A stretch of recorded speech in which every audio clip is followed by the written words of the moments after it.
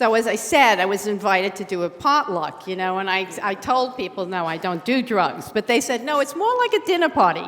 And so, but you don't have to bring a dish, We'll prepare something for you. What kind of diet are you on? And I thought, you don't ask a woman that. I am always dieting, but do I look bad? So anyway, I just thought you needed your joke for the afternoon. I did write this out because like most speakers up here, I have, hours of things that I'd like to share with you, and I only have 15 minutes. So what I'd like to do is talk a little bit about the 10-day local food challenge, which you probably have heard about in some way or another, or you're going to now, and a little bit about this idea, this new frame I have for a diet that comes out of local eating. And then I want to talk to you about where I live, because the charge is talking about community as currency. And I don't mean to, I'm not bragging about where I live, although we on Whidbey Island meet each other on the street and in the grocery store, and at least once a day, we look at each other, we're isn't this cool? This is the coolest place. We live here. But I do want to talk about qualities of that community that is, I wouldn't dare say it's re-indigenizing, but it actually, if you stay put, as one of our speakers said, you stay put, you be someplace long, you belong to something, and when you belong to a people in a place, you begin to love it in a way that you don't when you're consuming places. Do I look good at Los Angeles, or would I be better in San Francisco? What do you think? So that's the roadmap. Starting out with local food, in September 2010, I went on a diet. I didn't count calories, I didn't count carbs, I simply took 12,500 miles of food off my plate. I chose to eat for simply 30 days within 10 miles of my home. I did it in service to sustainability. I've been a sustainability activist for 30 years. And then I got ill. I moved to Whidbey Island. I quit being a 24/7 activist, and I settled down and in. But sometime in that period of time, unfortunately, I read Richard Heinberg's book, The Party's Over, and the party was over for me because I was sort of like the activist to me, re-engaged, because I started thinking about the vulnerability of this island's food system. I asked a farmer friend, could we here on Whidbey Island feed ourselves from Whidbey Island? And she fundamentally said, sure, for 2 weeks in August. So, yeah, that's a laugh line, but this is the condition of your food system. I guarantee, no matter how cool Oregon is, cooler than Whidbey, I know, but most of us depend on the global industrial corporate food system for 90% of our food.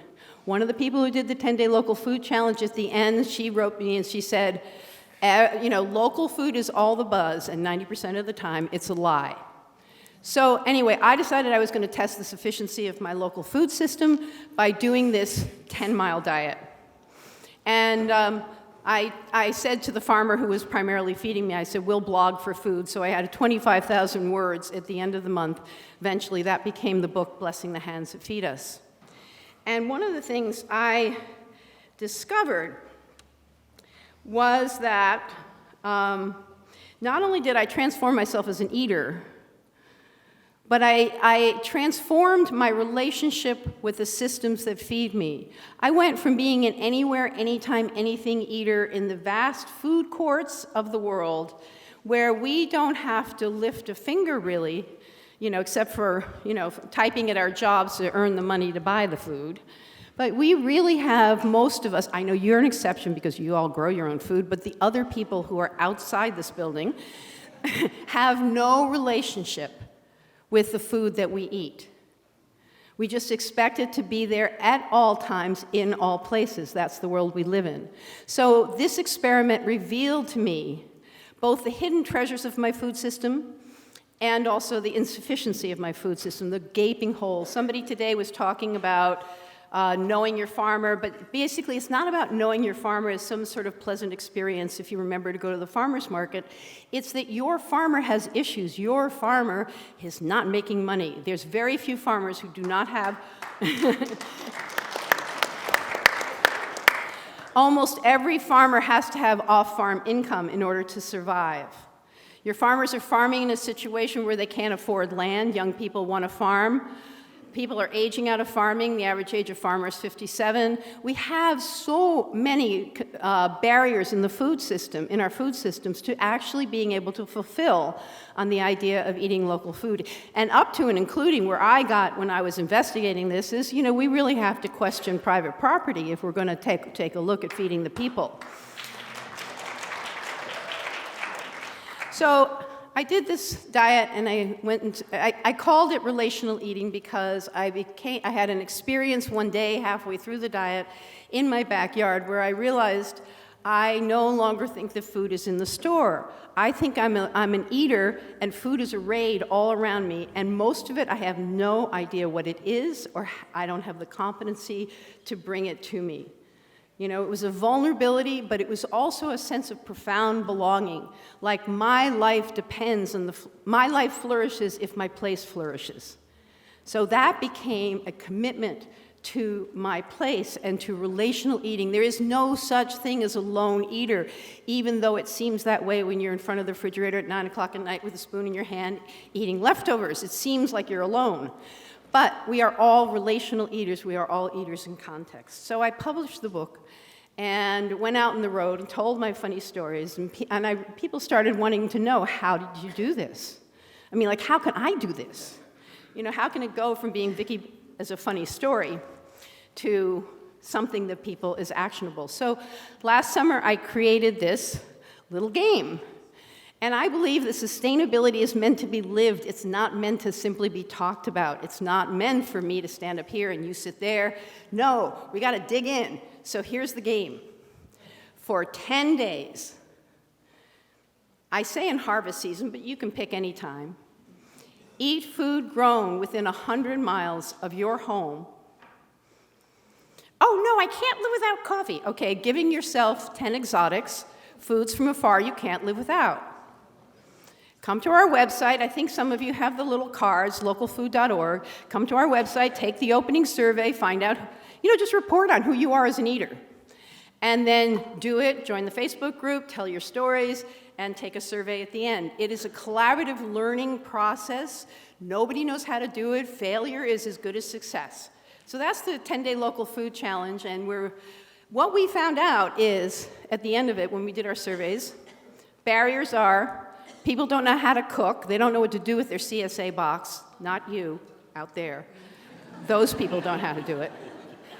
People think that they don't have the money for it. They think it's expensive, and they don't have the time. So we, the eaters, can participate in the transformation of our food system through all of our social roles, for all of our buying, not just voting with our dollars at the farmers markets, but voting with our mouths at the grocery store. Where did the cauliflower come from? Thanks for going and finding out. Now, where did the broccoli come from? So what I'd love to have eaters do is transform themselves into eater activists. We need to array ourselves out there always. So I was thinking about and talking and trying to develop this little meme. I thought that really what we're talking about is a slow diet. And S could be for sustainability, eating in a way that actually replenishes the earth. It could also be for soil. Soil is the basis of all food. Soil is also a carbon sink if it's tended correctly. Soil is crucial to climate change. It could be sufficiency, eating enough and not too much. So S is for sustainability. L is for local. What does local mean? It's not like, oh, it was 10 and a half miles, I can't eat it. No, local is about community. It's about the currency of community. It's the currency of love and mutual aid and mutual care, and I'll get to that in a second. And it's also about local economies, an economy that's sufficient so that young people can raise families there and old people can age in place. And that's actually what I'm going to talk about with Whidbey Island. O is for organic, grown appropriately, you all know that. And H is for wholesome.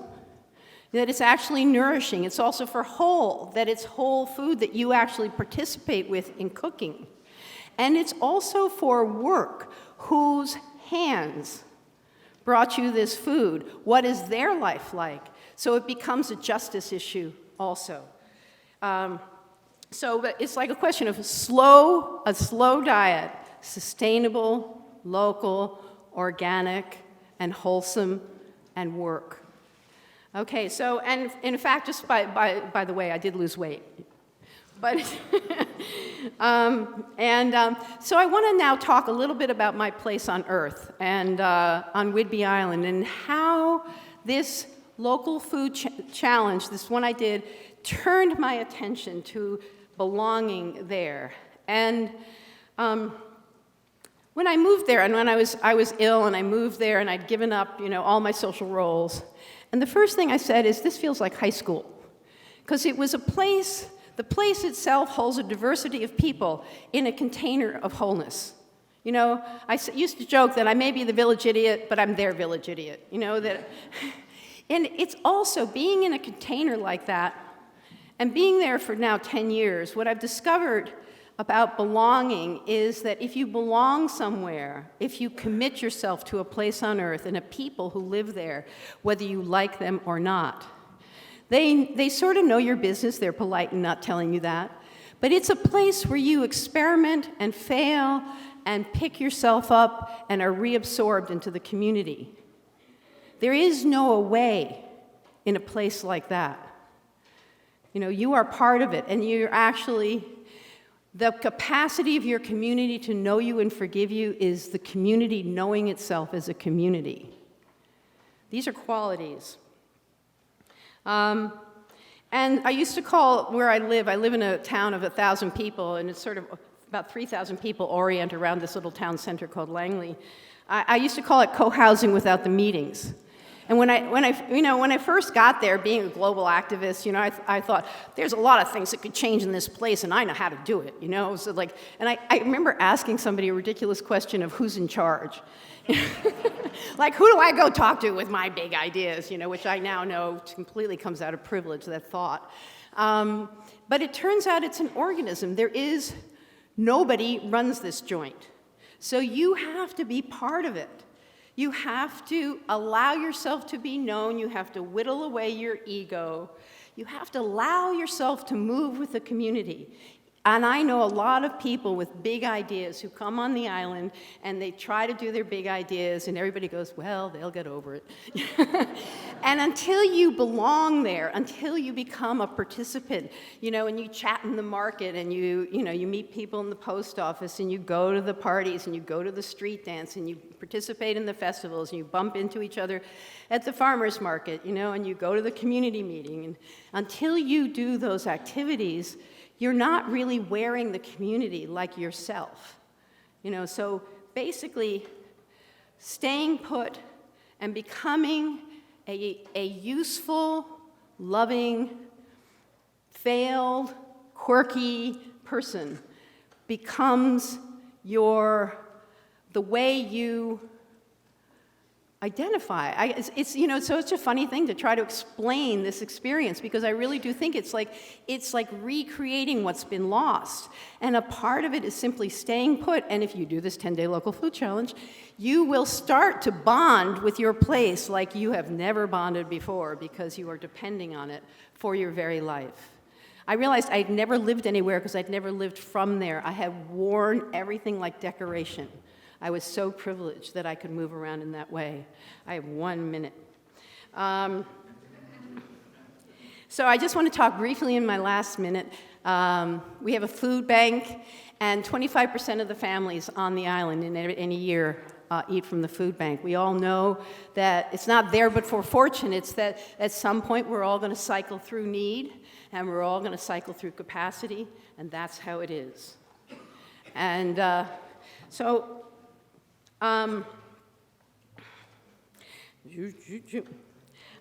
want to talk a little bit, just slowly, that, we've been talking here about scale and smaller scale. And how do we create, whether you live on an island or not, how do you create a boundary in your world, a boundary that holds energy, a boundary that can create value and belonging? You know, whether it's your neighborhood or your church, something that creates centration, that creates a place where you belong. And you slow down, guaranteed in an island, you know, in the summer with the ferries, you slow down and you're quiet. So there's something about place and committing to place that creates a currency where you know that you can never fail and you will never fall. That is most amazing feeling. I'm going to finish by reading this grace that from Thich Nhat Hanh that I love and I think carries the message. This food is the gift of the whole universe, the earth, the sky, and much hard work. May we live in a way that makes us worthy to receive it. May we transform our unskillful states of mind, especially our greed. May we take only food that nourishes us and prevents illness. We accept this food so that we may realize the path of practice. So I would suggest to you the path of practice is the path of place and belonging and food.